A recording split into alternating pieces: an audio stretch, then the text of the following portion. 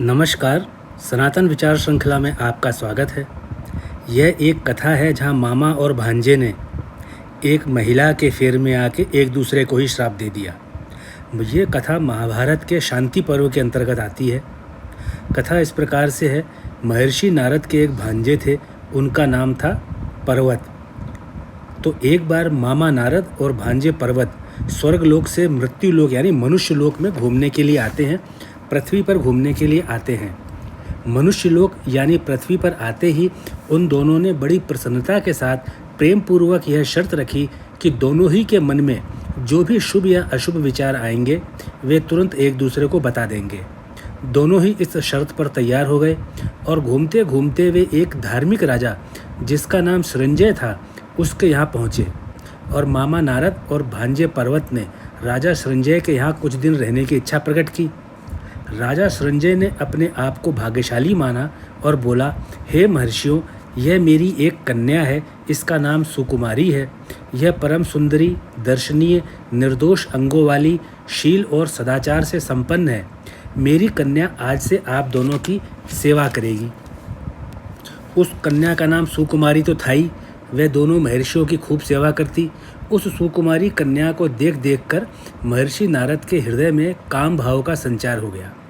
अब जब महर्षि नारद जी के मन में कन्या को प्राप्त करने के विचार आने लगे तो उन्हें शर्त के हिसाब से यह बात अपने भांजे पर्वत को बतानी चाहिए थी, लेकिन लज्जा के कारण महर्षि नारद अपने पुत्र समान भांजे से ऐसी बात नहीं बता पाए।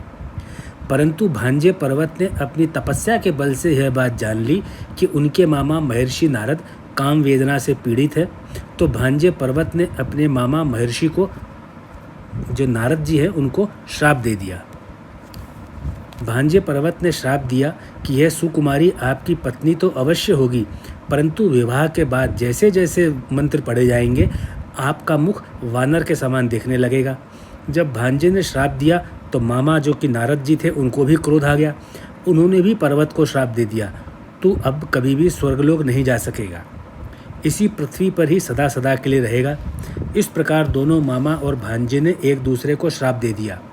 किंतु अभी नारद जी और राजा सृंजय की बेटी जो सुकुमारी है उनका विवाह तक नहीं हुआ था, लेकिन श्राप तो दोनों ने ही एक दूसरे को दे दिया, विवाह अभी बाकी था। नाराज होकर के भांजा पर्वत तो वहाँ से चला गया और नारद जी ने अपनी इच्छा के अनुसार सुकुमारी के साथ विधि विधान से विवाह कर लिया। विवाह होते समय जैसे जैसे मंत्रों का उच्चारण किया जा रहा था वैसे वैसे नारद जी का चेहरा वानर जैसा होता जा रहा था। चूँकि सुकुमारी धर्मपरायण थी, इसी कारण से उसने अपने पति, जिसका चेहरा वानर का हो गया था, उनकी अवहेलना नहीं की और नारद जी को अपने मन से प्रसन्न होकर पति के रूप में स्वीकार कर लिया। समय बीतता गया। बहुत समय बाद एक दिन भांजा पर्वत घूमते घूमते एकांत में एक वन में से निकले तो वहाँ उन्होंने अपने मामा नारद जी को देखा। तो भांजे ने नारद जी को प्रणाम करके दीन भाव से कहा, हे प्रभु, मेरे स्वर्ग जाने का मार्ग तो खोल दो। नारद जी को दया तो आ गई और बोले, तुम मेरे पुत्र के समान हो, फिर भी पहले तुमने मुझे वानर बनने का श्राप दिया था। तुम्हें अपने बड़ों के साथ ऐसा व्यवहार नहीं करना चाहिए। इतना सुनकर भांजे पर्वत ने तुरंत नारद जी को श्राप मुक्त कर दिया और दोनों मामा और भांजे हंसी खुशी जब सुकुमारी के पास पहुँचे तो सुकुमारी भी अपने पति का पहले वाला चेहरा, जो कि अब नारद जी का चेहरा था, उसको देख करके बहुत प्रसन्न हो गई। यह कथा शांति पर्व के अंदर आती है, जो कि महाभारत महाकाव्य के अंदर है। इस कथा का तात्पर्य क्या है, इसका शिक्षा क्या दी गई है, यहाँ चिंतन का विषय यह है कि भांजे पर्वत ने अपने मामा नारद जी को श्राप क्यों दिया। वह कारण यह है कि भांजा पर्वत यह नहीं चाहता था कि उसके मामा विवाह करके मृत्युलोक यानी मनुष्य लोक यानी पृथ्वी में रहें, क्योंकि व्यक्ति जिस लोक में रहता है, जिस स्थान पर रहता है, उस स्थान के नियम उस पर लागू होते हैं और मनुष्य लोक यानी पृथ्वी पर सभी कुछ सीमित है, यहाँ तक कि प्राणी की आयु भी सीमित है। यह तो भांजे का अपने मामा को श्राप देने का कारण था और मामा नारद जी ने पलटकर इसलिए श्राप दिया कि अकेला ही पर्वत स्वर्गलोक ना चला जाए, नहीं तो जो नारद जी को श्राप मिला है वह स्थायी हो जाएगा। अब जिसने श्राप दिया है वही उस श्राप को काट सकता है। तो इसलिए भांजे ने नारद जी के लिए उत्तम विचार करके श्राप दिया।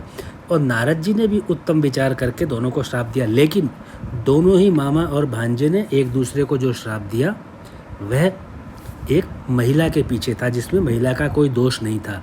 मैं फिर से बता दूं आपको, यह कथा महाभारत के शांति पर्व में कही गई है, जब श्री कृष्ण भगवान यही कथा युधिष्ठिर को सुनाते हैं। आप इस कथा को जो आपने सुना, यह प्रमाणिक कथा है जो कि लिखित है। आपने जो अपना अमूल्य समय दिया, मैं उसके लिए आपको बार बार धन्यवाद देता हूँ।